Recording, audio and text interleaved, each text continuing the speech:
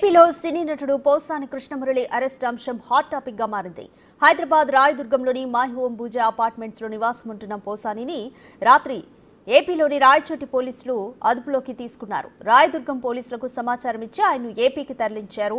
పోసాని కృష్ణమురళిపై గతంలో అన్నమయ్య జిల్లా ఓబులవారిపల్లె పిఎస్లో కేసు నమోదైంది. సినీ పరిశ్రమపై విమర్శలు చేశారన్న స్థానికుల ఫిర్యాదు మేరకు 196, 353(2) 111 రెడ్ విత్ 35 సెక్షన్ల కింద కేసు నమోదు చేశారు. ఈ నేపథ్యంలో బుధవారం రాత్రి అన్నమయ్య జిల్లా సంబేపల్లి ఎస్ఐ రాయదుర్గం చేరుకుని పోసాన్ని అదుపులోకి తీసుకున్నారు.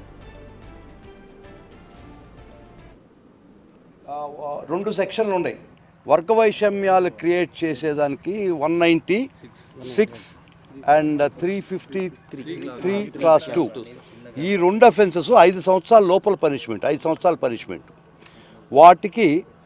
వాటికి అర్నేష్ కుమార్ జడ్జిమెంట్ అని సుప్రీంకోర్టు వారి జడ్జిమెంట్ ఇచ్చాం. 5 సంవత్సరాల లోపల పనిష్మెంటు ఏ సెక్షన్ ఉండినా కూడా, ఏ సెక్షన్కు ఏ అఫెన్స్ కూడా 5 సంవత్సరాల పనిష్మెంట్ తక్కువ ఉంటే అర్నేష్ కుమార్ జడ్జిమెంట్ ప్రకారం, సుప్రీంకోర్టు జడ్జిమెంట్ ప్రకారం రిమాండ్కి పంపించాల్సిన అవసరం లేదు, 41A ఇవ్వాలని చాలా స్పష్టంగా సుప్రీంకోర్టు చెప్పడం జరిగింది. చాలా స్పష్టంగా 5 సంవత్సరాల లోపల శిక్ష ఉంటే ఏ అఫెన్స్కి కూడా 2 సెక్షన్లే పనికొస్తాయని కోర్టు వారు నిర్ణయించడం జరిగింది. అది 196, 353 క్లాస్ 2. కానీ వాళ్ళు ఐటీ యాక్ట్ 67 పెట్టారు, 111 పెట్టారు. 111 ఐటీ యాక్ట్ ఇటువంటి కేసులు పెట్టడానికి లేని చాలా స్పష్టంగా కోర్టు వారు చెప్పడం జరిగింది. కానీ ఈ 2 సెక్షన్లు 5 years పనిష్మెంట్ లోపల ఉన్నాయి కాబట్టి, దాన్ని ఆయన నమ్మినాడు కాబట్టి, కోర్టు వారు నమ్మారు కాబట్టి నేను రిమాండ్కి పంపిస్తున్నాను ఆర్డర్ ఇవ్వడం జరిగింది. దానికి ముఖ్యంగా మేము 5 years అఫెన్స్ ఏదైతే పనిషబుల్ ఉంటుందో దానికి అర్నేష్ కుమార్ సుప్రీంకోర్టు వారు చెప్పినటువంటి తీర్పు ప్రకారం రిమాండ్ చేయడానికి లేదు, 41A పంపించాలని మేము చాలా తీవ్రంగా వాదనలు వినిపించడం జరిగింది. కానీ మా వాదనలు సుప్రీంకోర్టు జడ్జిమెంట్ ప్రకారం కూడా మేము చెప్పిన వాదనలు పరిగణలోకి కోర్టు వారు తీసుకోలేదు. కాబట్టి ఆపరేషన్ సక్సెస్, పేషెంట్ డెడ్. కానీ ఇంత సుదీర్ఘంగా ఎందుకు వాదనలు? ఇది స్టేట్ స్పాన్సర్డ్ కేసు అండి. ఇది ఎవడైనా కంప్లైంట్ పెడితే కంప్లైంట్ రోల్ చేస్తారు, ప్రాసిక్యూట్ చేస్తుంది. కానీ ఇక్కడ స్టేటే పర్సిక్యూటర్గా తయారైంది. స్టేటే కేసు పెట్టిస్తుంది, కేసే దీన్ని ముందరకు తీసిపోతుంది.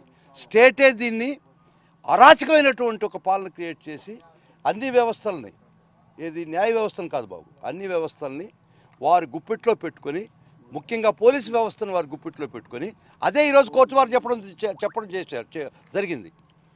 111 పెట్టారు అంటే లైఫ్ పనిష్మెంట్ దానికి. కానీ మేము చాలా వరకు సక్సీడ్ అయినాం. మా వాదనలో నిజం ఉందని కోర్టు వారు ఒప్పుకున్నారు. 111 ఈ కేసుకు అప్లై కాదు అని స్పష్టంగా చెప్పారు. అబ్సీనిటీ గురించి సెక్షన్ 67 ఐటీ యాక్ట్ అది కూడా అప్లై కాదన్నారు.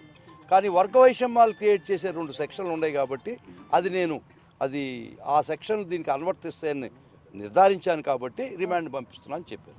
కాబట్టి మెజారిటీ చెప్తారు కదండి, మోకాటిలో మొలలోతు కష్టంలో మొలలోతు కష్టంలో మోకాటిలోతు ఆనందం మాకు జరిగింది.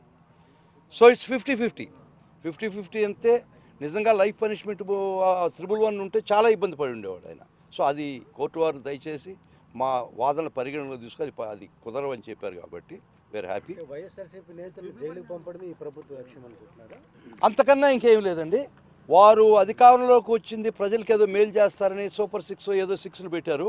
అవన్నీ గాలికి వదిలేసి ఈ అధికారంలోకి వచ్చిన ముఖ్య లక్షణం కూడా అరాచక పాలన చేసి ఎవరైతే గొంతెత్తుతారో, ఎవరైతే గొంతుకు వినిపిస్తారో, ఎవరైతే వాళ్ళ హిట్ లిస్ట్, టార్గెట్ లిస్ట్లో ఉండారో అది ఫిక్స్ చేసుకొని ప్రతి ఒక్కరి మీద వెంటాడుతున్నారు.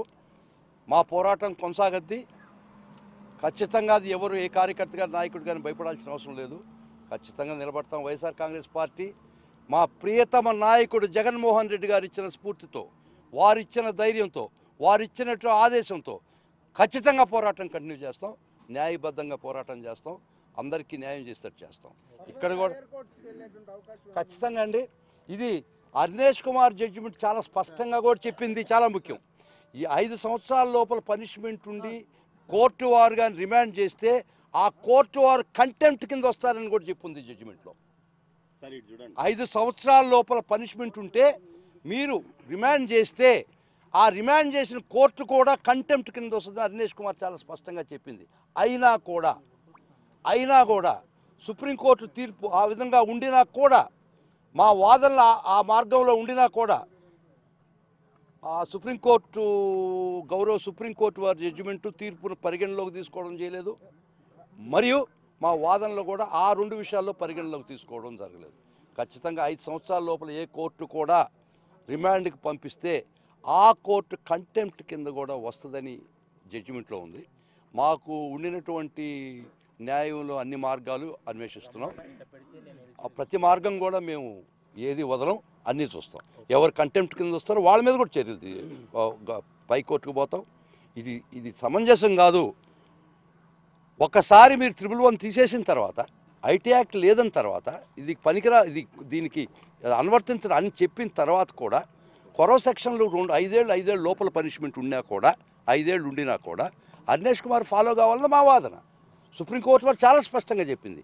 అట్ట ఫాలో కాకపోతే ఏ కోర్టునైనా కంటెంప్ట్ కింద మేము బుక్ చేస్తామని సుప్రీంకోర్టు కూడా చెప్పింది.